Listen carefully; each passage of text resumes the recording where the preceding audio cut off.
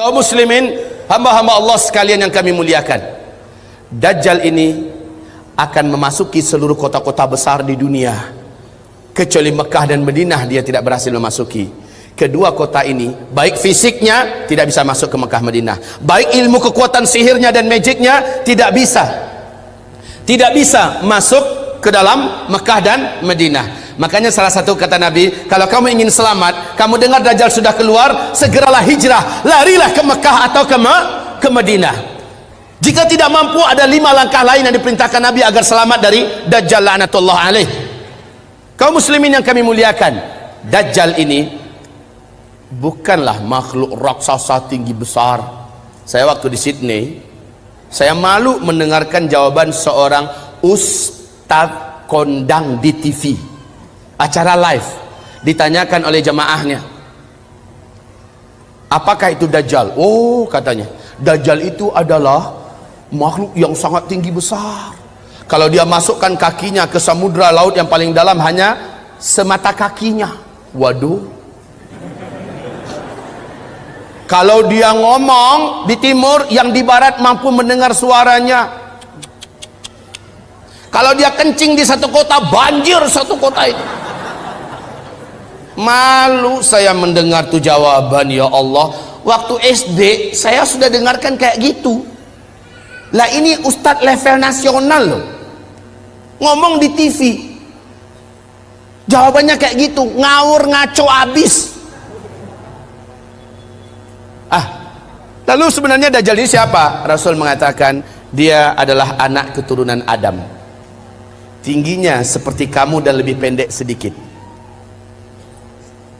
mukanya bulat, kedua bola matanya utuh ada, hanya yang sebelah kanan tertutup oleh lapisan dagingnya yang atas meleleh kemari menutupi, dan bagian tutupan ini lengket ke pipinya, dan ada bergelantungan macam jengger ayam sedikit, kayak dahak orang, maaf ya, kayak orang kumpulkan dahak banyak-banyak lalu disemburkan ke mata orang ini lalu meleleh gitu. Seperti inilah melelehnya daging di atas. Ini akibat dukhan loh, akibat dukhan. Seluruh orang-orang kafir menjadi zombie-zombie berjalan, jelek-jelek semuanya.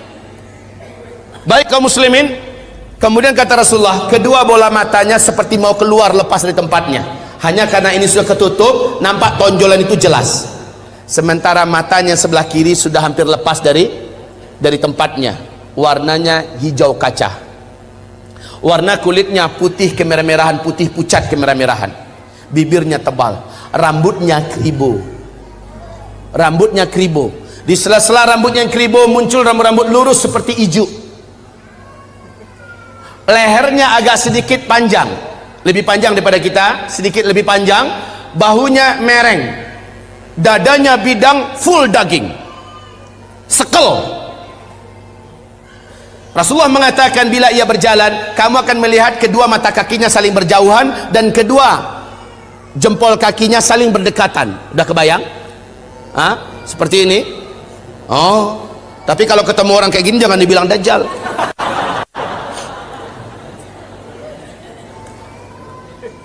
Orang biasa tapi jelek minta ampun, jelek abis. Kaum muslimin, kata Rasulullah berikutnya sallallahu alaihi wasallam,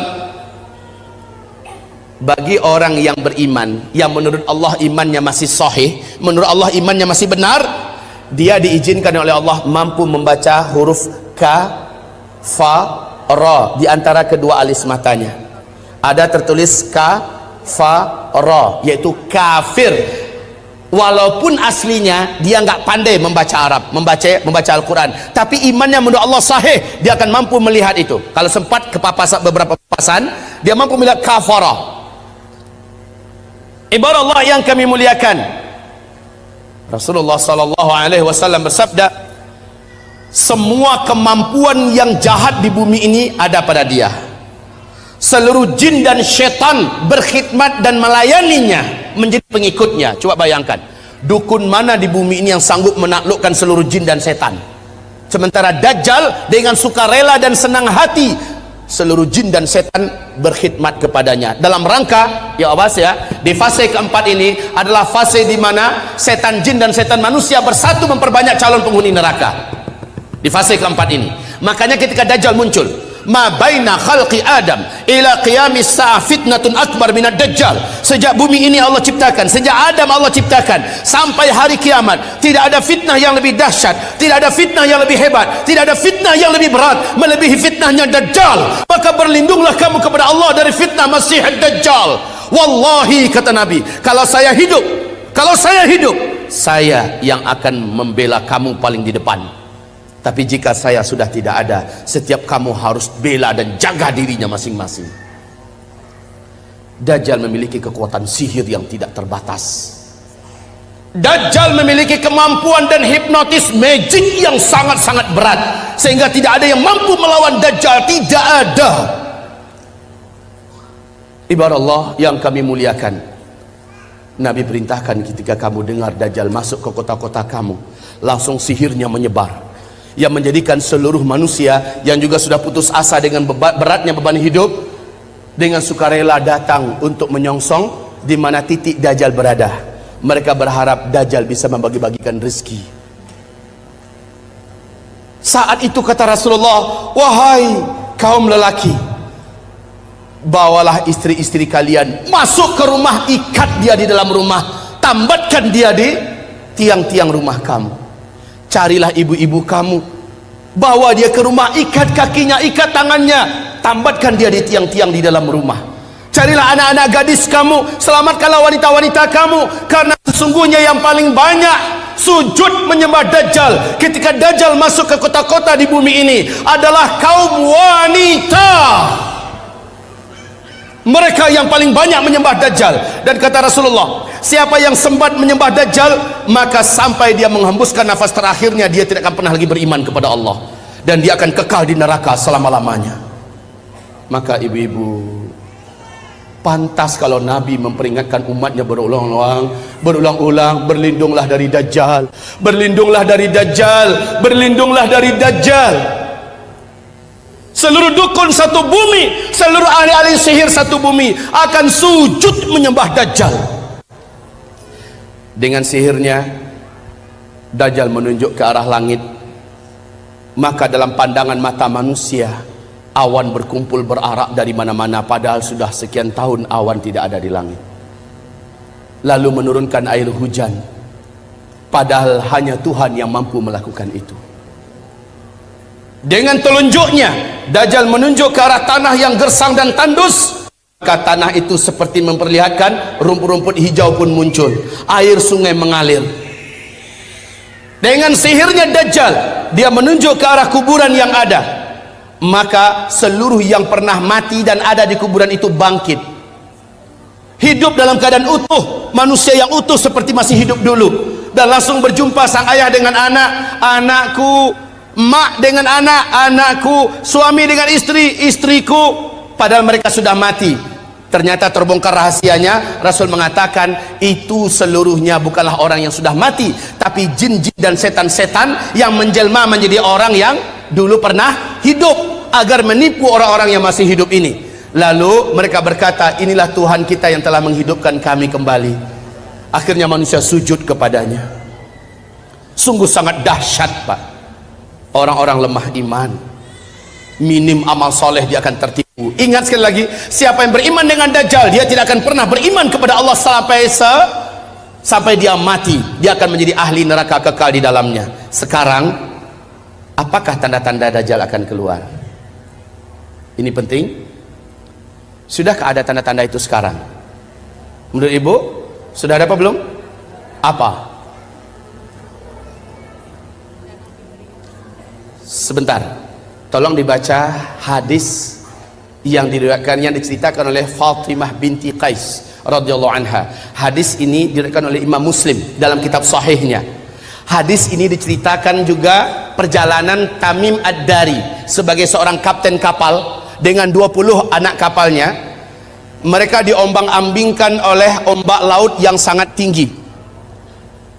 Hari gelap, angin sangat kencang, hujan lebat turun, petir menyambar-nyambar. Mereka tidak mampu mengendalikan kapalnya, terdamparlah mereka di salah satu pulau laut Yaman.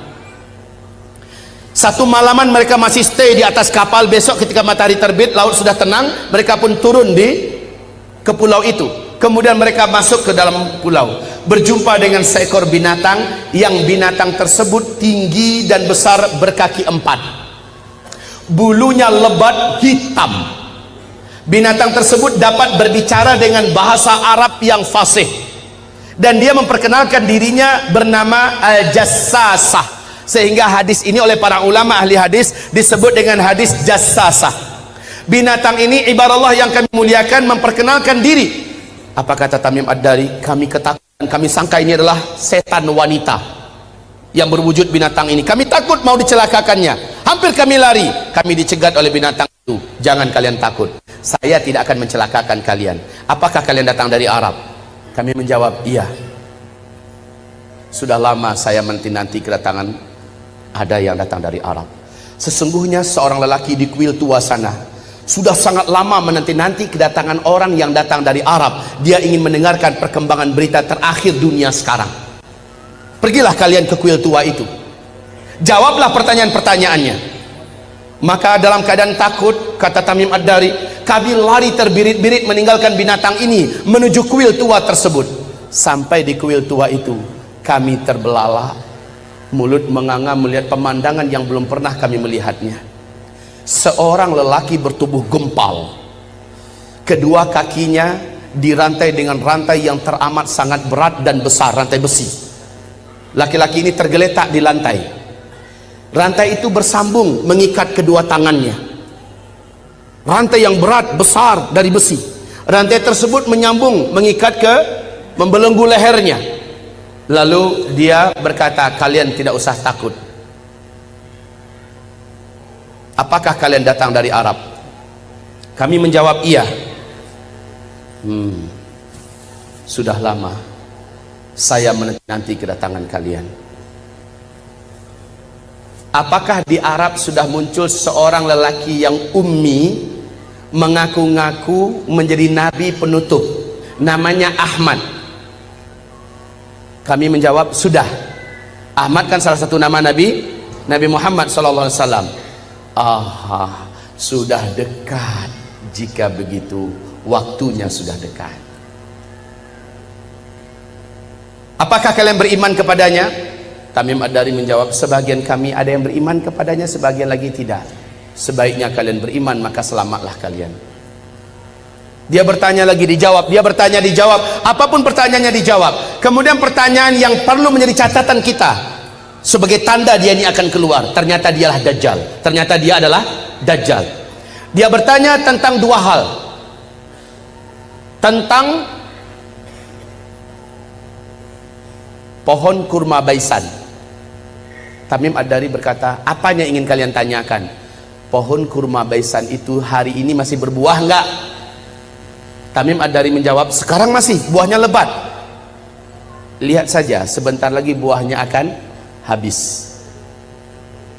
Dan tak lama setelah itu, saya pun lepas. Dia bertanya tentang Danau Tiberias. Dia bertanya tentang Danau Tiberias. Kemudian dijawab, mana? Dia bertanya tentang Danau Tiberias. Di manakah Danau Tiberias itu? Tahu? Lihat ini yang ada di lembaran yang ada di bawah.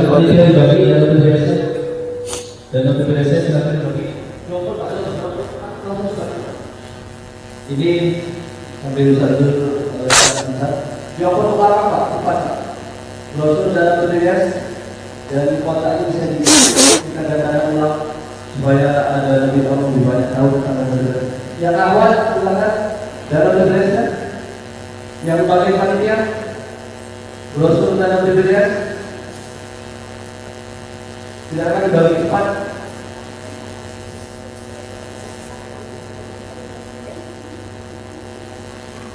Ayo, waktunya kita tidak lama. Masih banyak penjelasan tentang akhir zaman. Silakan. Bantu, mohon dibantu. Terus dioper belakangnya. Yang tidak dapat medali berlian. Baik, kaum muslimin, perhatikan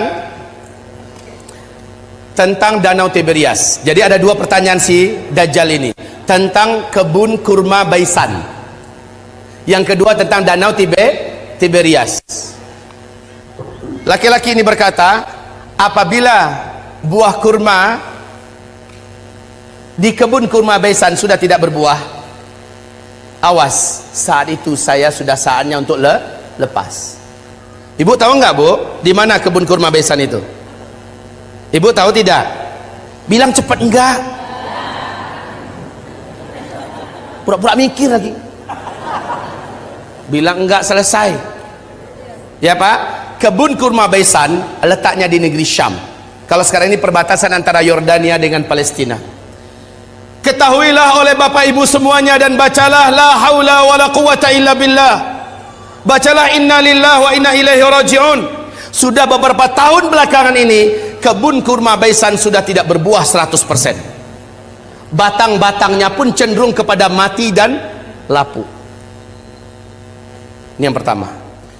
Yang kedua, laki-laki yang terikat ini yang ternyata adalah Dajjal.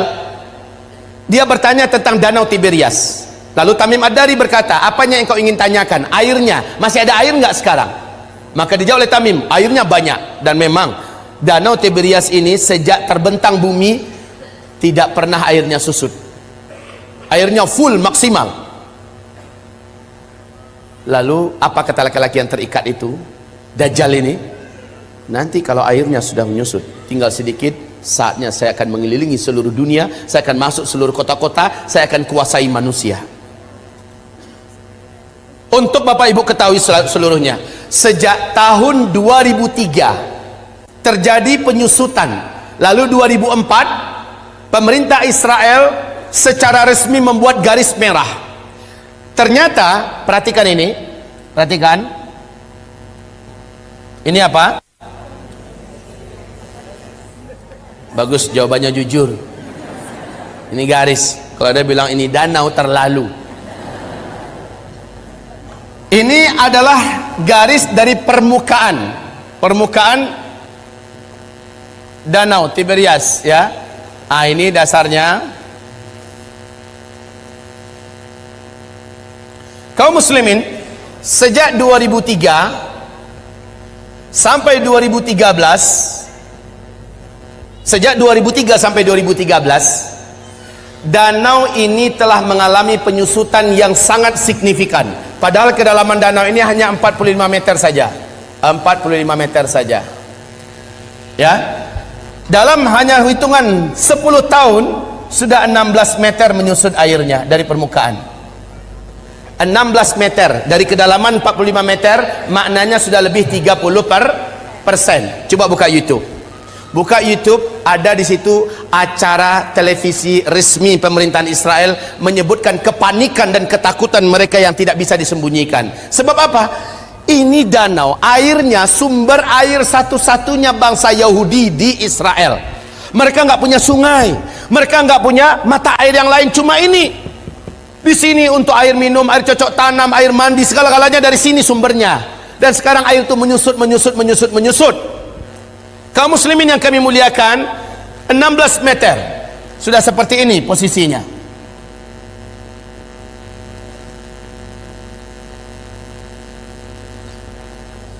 Tahun 2015 akhir 2015, bagian yang paling menonjol dari danau ini sudah muncul seperti pulau-pulau kecil. Kelihatan seperti pulau-pulau kecil di atas permukaan danau.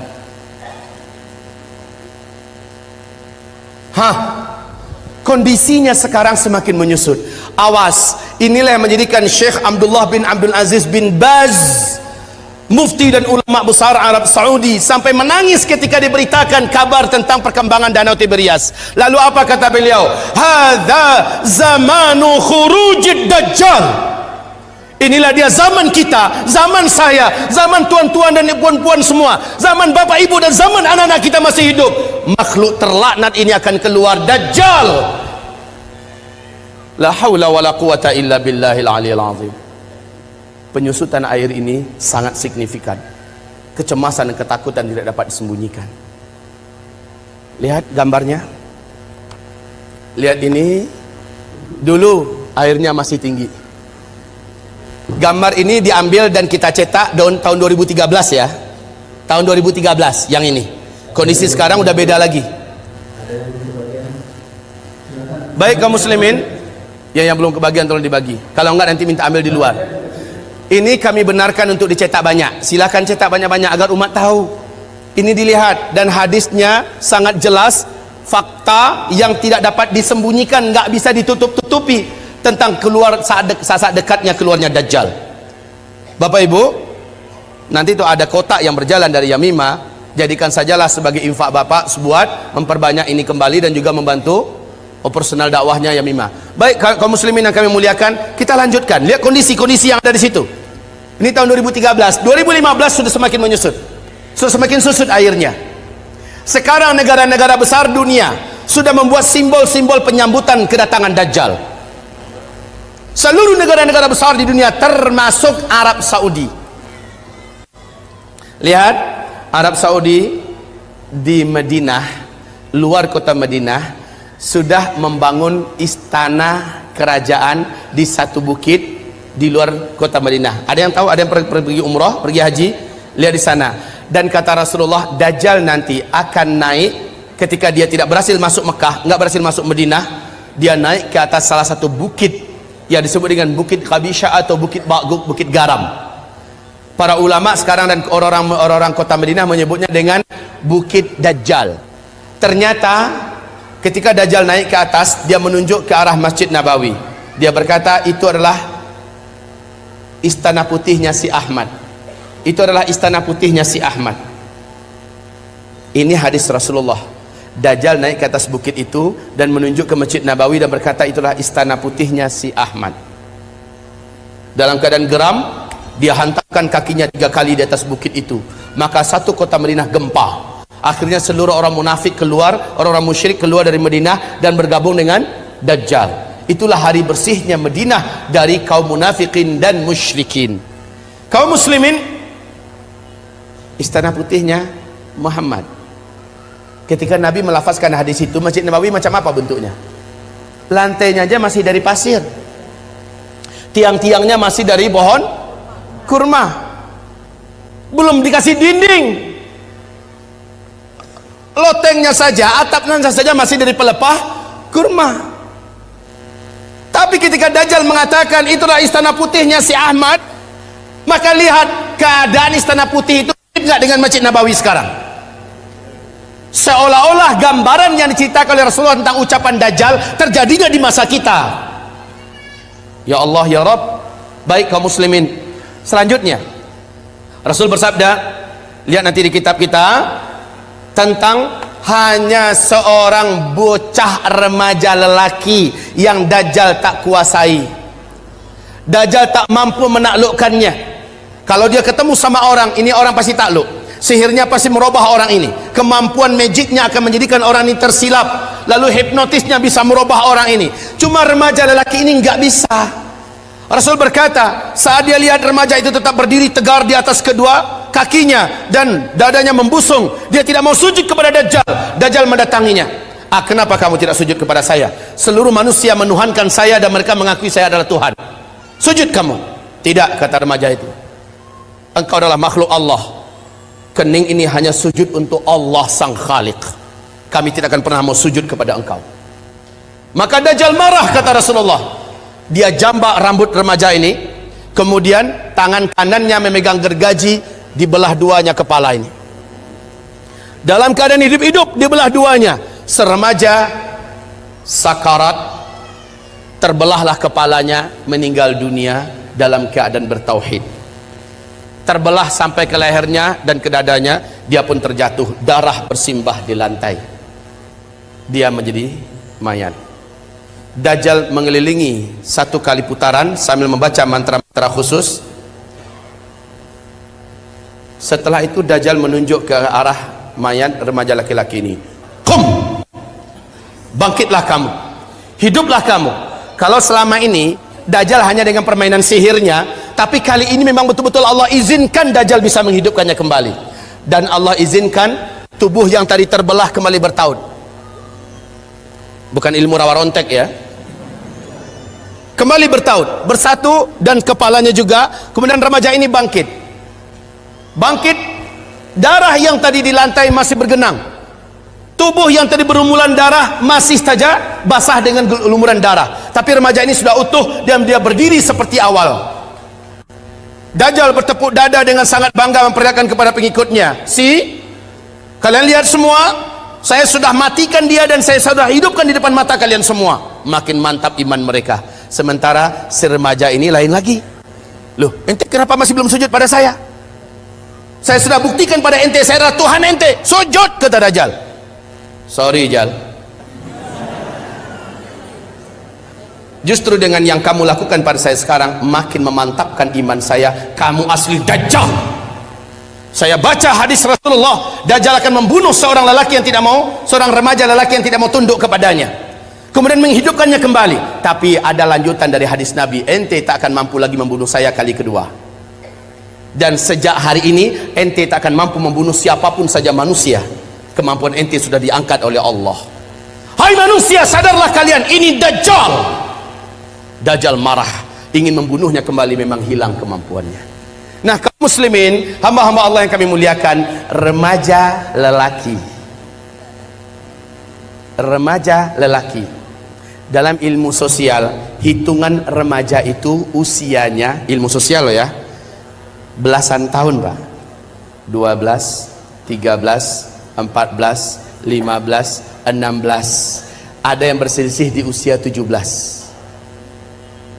Ini usia remaja dalam hitungan ilmu sosial. Bapak Ibu dengar tidak berita yang mengguncang dunia Arab, sampai seluruh TV-TV Arab memuat berita ini yang masih ada di YouTube. Wawancara eksklusif yang disebarkan di televisi Arab, yang saya tonton langsung adalah di Qatar TV, bahwa masuk tahun ke-13 sekarang telah lahir seorang bocah atau bayi laki-laki di Palestina. Bayi ini dapat berbicara dengan bahasa Arab Fusha 1 kali sebaik dia baru saja keluar, baru saja lahir dia berbicara. Habis itu dia normal seperti bayi-bayi pada umumnya. Apa kata bayi laki-laki ini? Berbicara dengan bahasa Arab yang fasih. Dia berkata, tolong terjemahkan kalau ada yang tahu. Ana rajulun sayaqtuluni Dajjal wala yaqtulu ba'di ahadan abada, au kama qala. Ada yang bisa menerjemahkan? Hah? Bilang saja enggak ya. Oke, sama-sama kita terjemahkan. Ana apa? Itu bisa. Rajulun, seorang lelaki, sayaqtuluni Dajjal, yang nanti akan dibunuh oleh Dajjal, wala yaqtulu ba'di ahadan abada. Setelah saya, Dajjal tak sanggup membunuh siapapun saja lagi selama-lamanya. Kemudian dia normal menjadi lelaki, bayi pada umumnya. Jika berita ini betul-betul terjadi, kalau beritanya benar, saya sudah menyaksikan sendiri di TV-TV Arab, pernah di YouTube juga masih ada disimpan, filenya masih bisa kita tonton Pak ya. Cuma jika berita ini benar, semakin menguatkan bahwa Dajjal memang sudah saatnya keluar. Yang sangat menakjubkan, Dajjal nanti akan keluar, kata Rasulullah SAW, di tengah-tengah kaum Yahudi Asbahan. Asbahan ini di mana? Iran. Asbahan ini adalah Iran. Dajjal akan keluar di tengah-tengah Yahudi Asbahan, dan bersamanya ada 70.000 tentara elitnya Dajjal dari Yahudi Asbahan. Berita untuk Bapak Ibu semua sekarang terbaru bahwa di Asbahan sudah terkumpul 70 lelaki yang tegap-tegap, muda-muda dengan pakaian khas Yahudi, dan mereka sudah membuat senjata-senjata manual dari besi-besi terbaik di dunia berjumlah 70.000 orang. Kondisi ini makin menguatkan keyakinan kita memang Dajjal sudah sangat dekat. Oke, kalau berita tentang bayi yang di Palestina bisa jadi itu di karang-karang, anggaplah, walaupun ini Yang diwawancarai adalah tokoh-tokoh masyarakat Palestina, para masyayikh, syekh-syekh, orang-orang tua di sana. Ditanya mereka seluruhnya, mereka membenarkan kejadian itu, dan bayi ini disembunyikan, disimpan, dan sekarang usianya berarti sudah belasan tahun. Jika ini hak, jika ini benar, maka semakin menguatkan. Jika ini bohong, palsu, bisa jadi, ya, bisa jadi ini dikarang-karang. Tapi siapa yang dapat menyembunyikan fakta Danau Tiberias? Siapa yang dapat menyembunyikan dan menutup-nutupi fakta mengeringnya Danau Tiberias di Israel hari ini? Siapa yang dapat menyembunyikan fakta berhentinya berbuah kebun kurma Baisan yang selama ini tidak pernah berhenti berbuah? Hari ini sudah. Subhanallah. Kaum muslimin, sangat dekat Dajjal ini akan keluar. Dajjal berapa lama? Enggak lama. Kata Rasulullah hanya 40 hari. Setelah dia lepas, dia hanya berumur 40 hari. Satu harinya yang pertama kamu hitung 1 tahun. Satu hari kedua kamu hitung 1 bulan. Satu hari ketiga kamu hitung 1 minggu. Hari-hari yang tersisa yaitu 37 sama dengan hari-hari kamu biasa. Maka kalau di total setahun 2 bulan 2 minggu saja, Dajjal pun habis. Siapa yang menghabisinya? Inilah tanda besar kiamat yang ketiga. Jadi sangat dekat ya. Dajjal itu hanya sebentar. Yang ketiga adalah turunnya Nabi Isa alaihi salam. Turunnya Nabi Isa alaihi salam. Di mana turunnya? Di Suriah, di Damaskus, di Masjid Putih yang ada menara putihnya. Dan menurut Syekh Al-Hafiz Ibnu Katsir, dianya adalah di Masjid Jami' Amawi, masjid peninggalan dinasti Bani Amawiyah yang ada menara putihnya, dan itu di Damaskus. Masjid itu sampai hari ini masih utuh, menaranya masih oke. Allahu Akbar. Jadi Nabi Isa turun nanti di Masjid Jami' Amawi, bukan Isa Habibullah yang di Jombang. Ngaku-ngaku Nabi Isa. Kalau ngaku Nabi Isa, tolong suruh cari Dajjal, karena kerjaan Isa yang pertama membunuh Dajjal. Nah ini kaum muslimin, ketika Isa turun, khalas. Perlu diingat, Al-Mahdi terkepung. Al-Mahdi itu, ini Al-Mahdi kan menjadi raja, menjadi khalifah di sini. Dia keluar setelah Dukhan. Ini Al-Mahdi. Dari sini Al-Mahdi menyatukan dan memimpin seluruh umat Islam sedunia menghadapi hari-hari berat sampai dia ditolong dan dikuatkan oleh Isa alaihissalam. Lalu setelah melewati fase tanda besar kiamat yang keempat, masuklah masa-masa aman. Al-Mahdi menjadi khalifah di sini. Jadi kaum muslimin yang kami muliakan, Al-Mahdi sedang dikepung oleh Dajjal. Dajjal sudah selesai menaklukkan seluruh dunia. Dajjal sudah selesai memurtadkan banyak manusia. Dajjal ibadallah yang kami mengepung Al-Mahdi. Al-Mahdi sudah berhari-hari dengan orang-orang beriman terkepung. Dajjal dengan bala tentaranya di luar dah siap untuk mencincang Al-Mahdi dan orang-orang beriman yang ada bersama Al-Mahdi. Isa turun di waktu subuh. Saat itu kumandang azan dan udah qamat. Al-Mahdi maju ke depan. Tiba-tiba seluruh mata tertatap ke arah langit. Satu titik cahaya yang indah turun. 2 malaikat dengan bersayap sedang turun di tengah-tengahnya Nabi Isa, dan Nabi Isa meletakkan kedua telapak tangannya di atas bahu masing-masing. Turun dengan indahnya. Rambut Isa sebahu panjangnya, seperti orang baru mandi basah. Menetes-netes kelihatan, wajahnya sangat rupawan dan sangat membuat orang jatuh cinta. Isa sangat indah. Turun. Ketika Isa turun, 2 malaikat kembali naik. Al-Mahdi langsung mundur mempersilahkan Nabi Isa untuk menjadi imam sholat subuh. Isa menolak, tidak, iqamat tadi untuk engkau, sekarang adalah masanya engkau memimpin, saya hanya pendamping engkau. Majulah, imamlah. Al-Mahdi pun menjadi imam. Selepas sholat subuh, mereka berzikir. Saat matahari terbit, gerbang masjid dihancurkan oleh Dajjal. Dajjal dengan penuh sombong dan angkuh dengan bala tentaranya yang elit sudah siap untuk menghabisi orang beriman yang ada di dalam. Tapi sayang, yang paling ditakutkan oleh Dajjal sudah turun. Nabi Isa berdiri, langsung berhadap-hadapan 2 tokoh legendaris akhir zaman ini. Isa melihat Dajjal, Dajjal melihat kepada Isa, melulung Dajjal di tempat. melulung kesakitan seperti orang sakaratul maut. Sebab apa? Ada kekuatan yang diberikan oleh Allah kepada Isa yang menyebabkan Dajjal tidak mampu bertahan. Dajjal meleleh, kata Rasulullah, seperti melelehnya garam yang dimasukkan ke dalam air yang panas. Wallahi, kata Rasulullah, kalau Dajjal bertahan di tempat berdirinya, pasti dia sudah akan menjadi cairan di lantai. Tapi Dajjal langsung lari dengan kekuatan yang dimilikinya, langsung menghilang. Tapi qadarullah, Isa Allah berikan kemampuan di atas Dajjal. Di mana saja Dajjal lari, kemana saja Isa udah nunggu di situ. Hah? Mau kemana boy?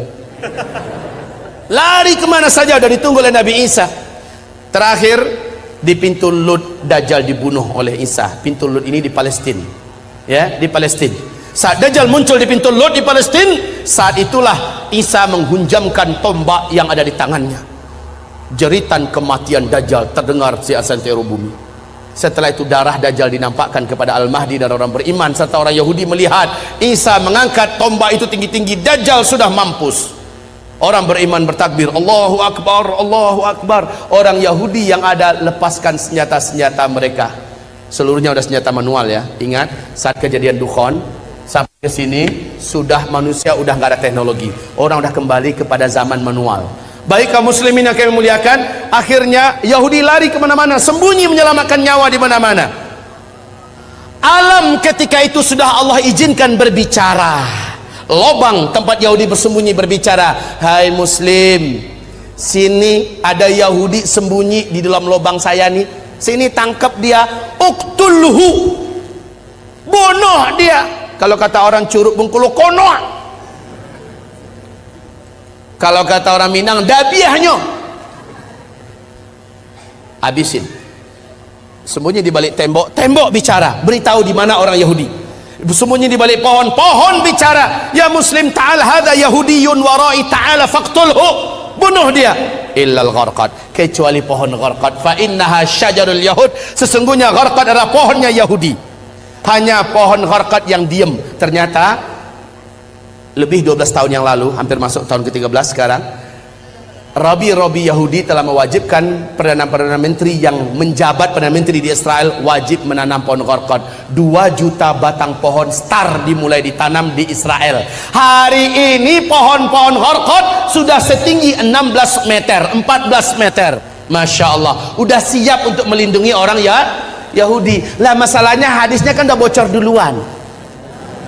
Orang beriman kan dah tahu kemana Yahudi sembunyi terakhir, ya kan? Mereka tinggal bawa senjata ke kebun pohon gharqad. Lihat, ada kutu satu sembunyi. Ceklek, mati. Kemana-mana sembunyi Yahudi, pap, pap, habis Yahudi, habis. Isa langsung mengumumkan salib adalah batil. Maka orang-orang Nasrani berbondong-bondong masuk Islam. Terjadilah tanda besar kiamat yang keempat. Langsung lepasnya bangsa paling kejam, paling buas, paling brutal, paling jahat tak terkalahkan, dan jumlah mereka menyelimuti seluruh permukaan bumi, Ya'juj dan Ma'juj. Jumlah mereka kata Rasulullah dalam 1000 manusia. Apa? Aduh, mau lepas jantung saya. 10 menit lagi. Sambung 4 yang kedua atau waktunya kapan? Ini waktunya 30 menit lagi. Ini memang benar Bapak Ibu, ini baru setengah sesi, baru setengah, ya.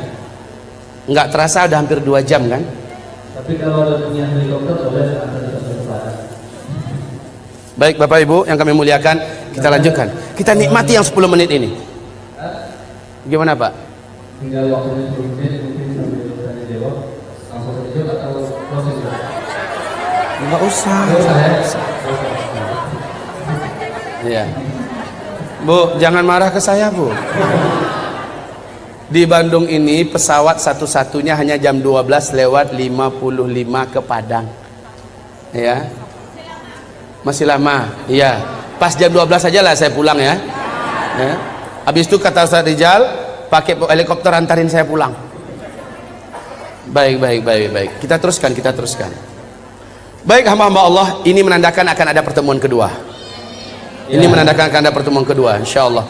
Mari kita lanjutkan. Sebentar, kita nikmati yang 10 menit nih. Ayo fokus, kembali fokus. Baik, kaum muslimin yang kami muliakan, Ya'jud dan Ma'jud ini jumlahnya kata Rasulullah seluruh daratan gurun Sahara dan tanah yang seluas-luasnya di Jazirah Arab, di negeri Syam, Khurasan, ya, seluruhnya akan tertutupi oleh banyaknya jumlah Ya'jud dan Ma'jud. Ya'jud Ma'jud ini adalah anak cucu Adam juga, manusia, tetapi yang ditaklukkan oleh Iskandar atau disebut dengan Dzulqarnain, Iskandar yang agung. Kaum muslimin, setiap 1000 manusia jumlah mereka 999 orang, satunya adalah kamu, saking banyaknya sehingga Allah mengatakan, hai Isa, hari ini tidak ada yang mampu mengalahkan Ya'jud dan Ma'jud. Bawalah hamba-hambaku bersamamu, bawalah mereka lari ke atas gunung Tursina. Saat orang-orang beriman bersama Nabi Isa Al-Mahdi sampai di atas gunung Tursina, apa yang terjadi berikutnya? La haula wala quwata illa billah. Allah gaibkan mereka dari jangkauan Ya'jud dan Ma'jud, sebagaimana selama ini Ya'jud dan Ma'jud digaibkan oleh Allah sehingga tidak mampu menembus kehidupan sebelum waktunya. Kaum muslimin yang kami muliakan, singkatnya Allah yang hancurkan Ya'jud dan Ma'jud. Sehabis itu baru manusia masuk masa-masa aman. Cuma masa ini tidak lama kata Rasulullah. Masa ini hanya berlangsung dari 7 tahun. Ini adalah masa Al-Mahdi memimpin. 8 atau tahun ke-9-nya Al-Qahtani, berarti maksimal hanya 9 tahun saja masa-masa aman ini. Khilafah tegak itu nggak lama, nggak pakai ribuan tahun lagi, nggak pakai ratusan tahun, tapi hanya paling lama 9 tahun. Di sini jumlah laki-laki 1 berbanding 50 wanita. Kemana perginya kaum laki-laki? Di sini banyak Allah cabut nyawa lelaki di muka bumi ini. Saat fase kelima yang nggak lama lagi ini, insya Allah jumlah laki 1 berbanding 50. Jangan macam-macam pikirannya, Pak. Poligami. Udah nggak kepikiran, percayalah. Yang pertama, bapak udah banyak nggak ada, ya. Yang kedua, saat itu kalaupun masih hidup, insya Allah fikir bahwa full memikirkan amal soleh dan ibadah yang kuat sekuat-kuatnya kepada Allah Subhanahu wa ta'ala. Ibarat Allah yang kami muliakan, ini dah 10 tanda besar kiamat. Oh ya, yang ke-7 belum ya? Ini Ya'jud dan Ma'jud. Ya'jud dan Ma'jud. Saya singkatkan, di sini tanda besar kiamat yang kelima, yaitu matahari terbit dari sebelah barat. Kemudian yang keenam, keluarnya binatang raksasa dari dalam perut bumi yang Allah ceritakan dalam Al-Quran. Binatang ini Allah sebut dengan sebutan Dabbatul Ardi. Berkaki banyak, bertangan banyak, dapat berbicara dengan manusia, membawa cincin Nabi Sulaiman, tongkat Nabi Musa. Binatang ini muncul di 3 tempat yang berbeda di muka bumi di waktu yang berbeda-beda, memberi tanda kepada manusia yang masih hidup. Yang beriman akan dibuatnya bercahaya bersih wajahnya dan terang benderang, sementara orang kafir dibuatnya wajahnya menjadi gelap, hitam dan buruk rupanya. Lalu binatang itu kembali tenggelam. Barulah setelah itu tanda besar kiamat yang ke-7, bertiup angin lembut kematian dari timur, atau dalam hadis Nabi mengatakan dari negeri Yaman, ya. Angin lembut kematian, saya singkat saja ALK, angin lembut kematian. Yang wafat oleh angin ini hanyalah orang yang beriman saja, walaupun imannya seujung kuku kata Nabi. Dia hanya kenal dengan Allah dan percaya Allah itu ada, maka dia akan dijemput oleh angin ini. Saat dia tersentuh oleh angin tersebut, walaupun dia di dalam gua, walaupun dia di atas gunung, ada di lembah, ada di pulau, angin tersebut akan sampai ke sana. Saat terhirup olehnya angin itu, saat tersentuh dia oleh angin itu, dia pun tergeletak di tempat, meninggal di situ. Serentak satu muka bumi, umat Nabi Muhammad meninggal dunia. Inilah tanda besar kiamat yang ke-7. Tanda besar kiamat yang ke-8, 9, 10, insya Allah sudah tidak ada lagi orang Islam yang menyaksikannya. Maknanya kiamat besar, kehancuran alam semesta tidak akan pernah disaksikan oleh umat Islam, alhamdulillah, kecuali orang Islam yang gagal menyelamatkan imannya ketika Dajjal keluar. Peluang ini akan ditemukan, mungkin ada. Apa tanda besar kiamat yang ke-8? Yaitu tenggelamnya seluruh daratan bumi di sebelah timur, Australia, New Zealand, Indonesia, Malaysia, Brunei, Singapura, Thailand, Filipina, Jepang, Cina, India, Pakistan, yang seluruh negeri Asia Tengah, bahkan Rusia tenggelam seluruhnya masuk ke dalam bumi.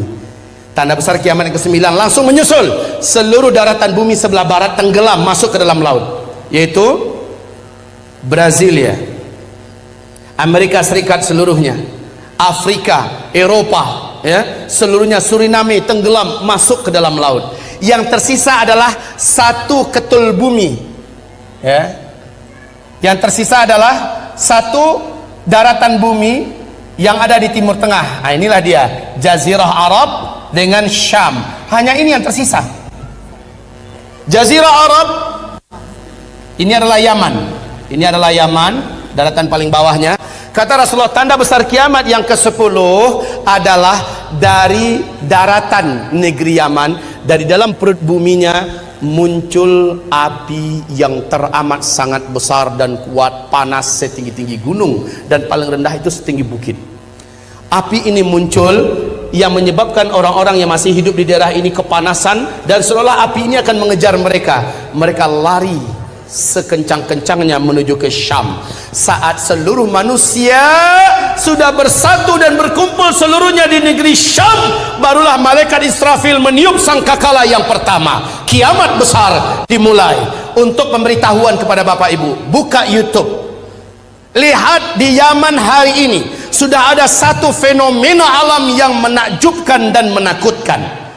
Sudah ada satu kawasan area yang panas seperti di Sidori, seperti lumpur Sidoarjo, panas, tapi bukan lumpur yang keluar. Saat didekati oleh para pakar dan ahli bumi, ditemukan banyak lubang-lubang dan rekahan tanah. Dilihat dari dekat, ternyata di dalam lubang itu ditemukan gelombang tekanan api yang lahap-melahap antar sesuatu dengan yang lain. Sudah mulai Allah lakukan start pemanasan. Isyarat bagi manusia udah dekat loh. Tanda ke-10 kiamat, tanda besar kiamat ke-10, sudah Allah nampakkan isyaratnya sekarang. Memang belum keluar apinya, tetapi sudah ditemukan sumber energi api itu, yang sampai hari ini belum dapat diputuskan berapa kekuatan daripada energi api yang ada dalam perut bumi di negeri Yaman, yang hari ini sudah mulai ditemukan. Kaum muslimin, sudah sangat dekat. Apabila ini saya sampaikan, karena waktunya sudah habis, apabila ini saya sampaikan, masih ada setengah lagi ya, masih ada setengah lagi. Dan ini yang terpenting, ini sengaja saya kosongkan, padahal disinilah uraian yang paling strategis. Inilah yang paling inti. Saya berharap jika umur kita tidak panjang, ini ada kaset di luar, bisa dilihat. Kemudian jika tidak ada, di YouTube, tulis saja nama saya Zulkifli Muhammad Ali. Tapi ya, sengatan dan energi yang mengalir ketika mendengar langsung macam ini beda dengan nonton YouTube. Setidaknya saya bersyukur pada Allah, sudah banyak yang Allah turunkan hidayah ke hatinya selepas mendengarkan ini. Sudah banyak yang mengalami perubahan, baik remaja, lelaki, wanita, tua, muda, banyak yang telah diberi oleh Allah hidayah. Kaum muslimin, saya menyampaikan ini bukan untuk membuat semangat hidup Bapak Ibu jadi kendor, pulang-pulang udah kayak gini bahunya. Bukan, saya ingin setelah mendengarkan ini bersikaplah seperti para sahabat. Sahabat setelah mendengarkan uraian akhir zaman dari Rasulullah, mereka bersikap sangat menakjubkan. Kalau begitu, waktu sudah tidak lama lagi tersedia. Umur saya yang ada juga sudah tidak lama lagi ada. Maka dengan waktu yang masih hidup ini, keadaan yang masih aman ini, saya akan pastikan saya harus banyak amalnya. Harus berat timbangan amal soleh saya di akhirat. Apalagi Bapak Ibu yang akan menghadapi huru hara yang teramat sangat berat. Orang yang beriman yang amal solehnya banyak, Allah yang akan selamat ketika Dajjal keluar. Hanya orang beriman yang amal solehnya yang kuat yang akan diselamatkan oleh Allah. Ketika dukhon terjadi, hanya orang beriman yang beramal soleh lah yang diselamatkan oleh Allah Subhanahu Wa Taala. Banyak petaka-petaka menjelang ini yang belum saya uraikan sekarang. Hanya orang beriman yang beramal soleh. Wahai tuan-tuan yang mulia, wahai Bapak Ibu sekalian yang saya cintai, mendengarkan uraian ini bertekadlah saya harus berubah.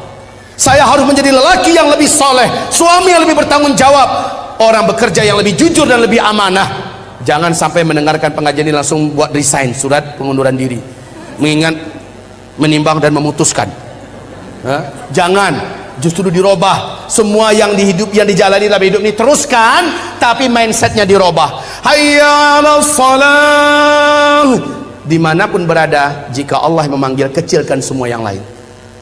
menujulah ke masjid berjamaah salat 5 waktu. Al-Quran, akrabkan diri, bacalah Al-Quran. Kalau ketika Al-Qurannya ada, kalau tidak yang hafal di mulut, sering-seringkan membacanya. Hafalkan dari sekarang surat Al-Kahfi 10 ayat pertama atau 10 ayat terakhir, karena ayat ini menjadikan kita tidak mampu ditembus oleh Dajjal, baik sihirnya, kekuatannya, dan bahkan kita tidak akan nampak oleh Dajjal kalau kita membaca surah Al-Kahfi. Sebab Allah melindungi pemuda-pemuda Kahfi dari incaran dan kejaran penguasa zalim. Allah lindungi mereka, makanya dijadikan surah Al-Kahfi surat yang harus dihafal. Baik, dan seterusnya dan seterusnya. Insya Allah kita bertemu kembali. Semoga sahabat Yamimah bekerja sama dengan pengurusi DKM Masjid Istiqomah ini agar pertemuan kedua nanti bisa dilanjutkan. Bertekad hadir ya Bu ya? Bertekad hadir Pak? Apapun kegiatannya pastikan saya harus datang kembali, karena sesi kedua adalah ini yang paling menentukan. Inilah uraian sejati. Kalau tadi adalah pengantar, tetapi itu pun sudah bisa menggigit Bapak Ibu. Baik, demikian saja. Mohon maaf, saya minta maaf tidak bisa berumah tamah dengan Bapak Ibu saat sekarang ini. Ke depan jangan lagi jadwalnya di mana saya akan pulang hari itu ya. Baik, insya Allah saya siap. Umpamanya ke depan itu besok 2 hari 3 hari baru saya pulang, jadi bisa berlama-lama kita. Demikianlah dari saya. Nastaghfiruka ya Allah wa natubu ilaik. Buku ini senantiasa saya bawa kemanapun saya ceramah. Zikir akhir zaman, di dalamnya memuat dalil-dalil tentang kejadian-kejadian ini, baik dari ayat, dari hadis-hadis Nabi, dan yang paling penting dari kitab Zikir Akhir Zaman. Di dalam kitab ini memuat semua perlindungan-perlindungan yang diperintahkan Nabi. Ketika terjadi dukhon, kamu amalkan ini dan segera baca ini. Ketika keluar Dajjal, kan tadi ada 6 cara selamat dari Dajjal, ada di kitab kita Zikir Akhir Zaman. Sementara ensiklopedi akhir zaman khusus kitab ilmiah terlengkap, tetapi di dalamnya tidak ada tentang amalan-amalan perlindungan akhir zaman. Beda dengan di kitab Zikir Akhir Zaman. Sebagai rekomendasi saya buat umat, karena banyak Ustadz, bagaimana cara mendapatkan kitab ini, bagaimana cara mendapatkan, banyak pertanyaan begitu. Nah, mumpung ada, tolong didapatkan dan dibaca. Pertemuan berikutnya jadi enak.